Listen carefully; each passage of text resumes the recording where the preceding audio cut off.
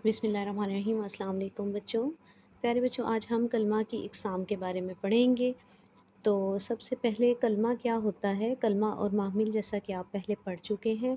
कलमा एक बामानी लफ्ज़ को कहते हैं, ऐसा लफ्ज़ जिसके कुछ मानी होते हैं और जो समझ में आता है उस लफ्ज़ को कलमा कहते हैं। कोई भी ऐसा लफ्ज़ जिसके मानी हो, जो कि एक बामानी लफ्ज़ होता है जिसका कुछ ना कुछ मतलब हो, उसे कलमा कहा जाता है। अब कलमा की 3 इक़साम हैं, इस्म, फ़ेल और हर्फ़। तो प्यारे बच्चों, सबसे पहले हम इस्म के बारे में पढ़ेंगे। इस्म कलमे की पहली किस्म है जिसमें कि आप किसी शख्स, जगह या चीज़ के नाम को इस्म कहते हैं। किसी भी चीज़ का नाम इस कायनात में मौजूद किसी भी इंसान का, किसी भी मखलूक का, किसी भी अल्लाह ताला की बनाई हुई चीज़ का नाम और उसके अलावा आपके इर्द-गिर्द मौजूद जो चीज़ें हैं, जो अशिया हैं, उनका नाम। अच्छा, जिस शहर में, जिस मुल्क में आप रहते हैं या दुनिया के किसी भी दूसरे शहर या मुल्क का नाम या किसी भी चीज़ का जो नाम होता है उसे इस्म कहते हैं, जिसे इंग्लिश में आप नाउन भी कहते हैं। तो जैसा कि आपके सामने यहाँ पे कुछ मिसालें लिखी गई हैं, सारा, अली, मेज़, कुर्सी, रावलपिंडी, इस्लामाबाद वग़ैरह। तो यहाँ पे कुछ मिसालें आपको दी गई हैं। इसी तरह से कायनात में मौजूद हर शय का जो नाम होता है उसे इस्म कहते हैं। आप यूँ समझ लें कि नाम की जगह इस्तेमाल किया जाने वाला लफ्ज़ इस्म भी होता है। अच्छा, कलमा की दूसरी किस्म है फ़ेल। फ़ेल किसी काम के करने को या होने को कहते हैं। जब भी कोई काम वाक़या होता है, कोई रूनुमा होता है तो उसे फ़ेल कहा जाता है।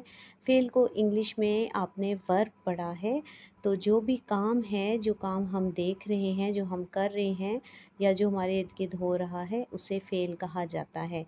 जैसा कि पढ़ना, सोना, रोना, नहाना, भागना, लिखना, खेलना और इसके अलावा भी मुख्तलिफ़ काम हैं जो कि आप फ़ेल के ज़ुमरे में कह सकते हैं, बोल सकते हैं। आप खुद अपने इर्द-गिर्द में देखें और ऐसे कुछ फ़ेल के नाम बताएँ। यहाँ पे आपके सामने कुछ तस्वीर भी बनाई गई हैं जिसमें आप देख सकते हैं कि मुख्तलिफ़ अफ़राद कोई काम, कोई फ़ेल सरअंजाम दे रहे हैं। फ़ेल की तीसरी किस्म है हर्फ़। हर्फ़ का क्या काम होता है कि हर्फ़ दो इसमों को या फिर दो इस्म या फ़ेल को आपस में मिलाता है, कि किसी भी तरह की दो जुमले के अंदर रब्त कायम करने के लिए हर्फ़ का इस्तेमाल किया जाता है। जैसा कि कुछ हर्फ़ आपके सामने, कुछ हरूफ आपके सामने दिए गए हैं, ने, से, पर, को, ऊपर, नीचे वग़ैरह। इसके अलावा भी कुछ और भी हरूफ मौजूद हैं। यहाँ पे कुछ मिसालों से आपको हर्फ़ को समझाया जाएगा। जैसा कि पहली मिसाल है, सारा ने अली को बुलाया।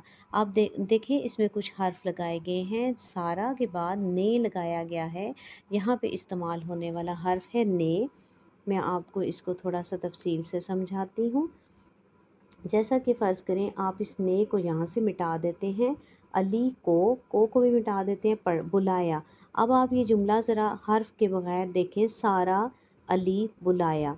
क्या आपको ये जुमला एक मुकम्मल तौर पे बामानी जुमला लगता है? ऐसा समझ में आ जाने वाला जुमला लगता है? नहीं, क्योंकि ये काफ़ी गैर वाज़ेह जुमला बन गया है। इसलिए हर्फ़ की ज़रूरत एक जुमले में बेहद ज़्यादा होती है।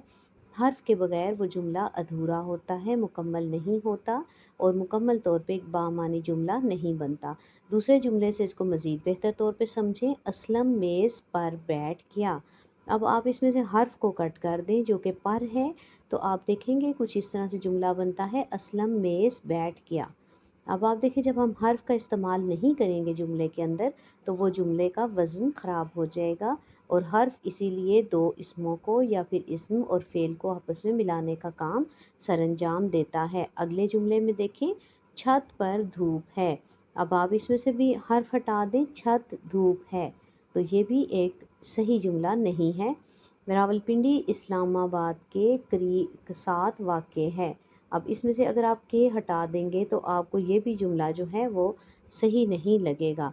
तो इसलिए बच्चों, हर्फ़ की जुमले के अंदर बेहद ज़्यादा ज़रूरत होती है। आपने इस फ़ेल हर्फ़ को समझ कर पढ़ना है। जो भी आपको ये काम दिया गया है, इसको अच्छे तरीके से गौर से पढ़ें। अपनी रोज़मर्रा ज़िंदगी में से कुछ इस्म, कुछ फ़ेल और कुछ हर्फ़ जो हैं वो अपने सामने दोहराएं, बताएं اور آپ نے اس میں سے کوئی بھی کام اپنی نوٹ بک کے اوپر نہیں لکھنا ہے، اور نہ ہی آپ نے اس کی تعریفوں کو جو ہے زبانی یاد کرنا ہے، بس آپ کو یہ آنی چاہیے، آپ کو سمجھ آنی چاہیے۔ تو جیسے جیسے ہم آگے اسباق پڑھتے جائیں گے اس میں آپ سے پوچھا جاتا رہے گا کہ کسی میں سے اسم بتائیں، فعل بتائیں یا حرف بتائیں۔ تو اسم، فعل، حرف کا لکھنے کا کوئی کام نہیں ہے، آپ نے اس کو بس اچھے طریقے سے سمجھنا ہے اور اس کو عملی طور پہ آپ نے کر کے دکھانا ہے۔ اپنا خیال رکھیے گا۔ اللہ حافظ۔